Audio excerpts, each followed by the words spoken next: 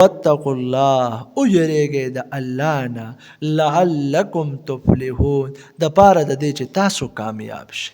کامیابی دکه ده چې په دنیا کې انسان ته الله میلو شي.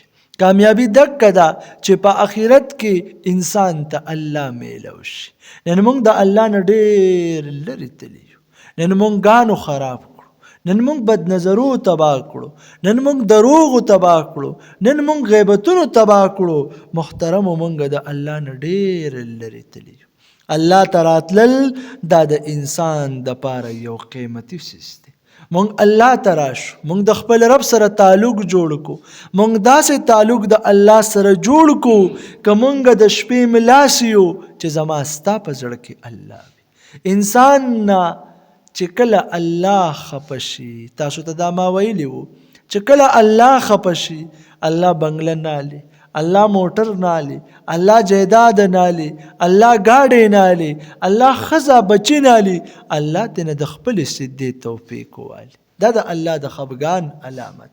زمونږ استاد محترم به مونږ ته درس کې فرمایل چې کله انسان ودکیږي او د په جبه باندې الله الله جاری وو، کلمات اووي، درود شریف اووي، استغفار اووي او د سترګې پټې شوي او چې کله سترګې وغړېدې نو د په ژبه باندې بیا د الله ذکر جاری وو.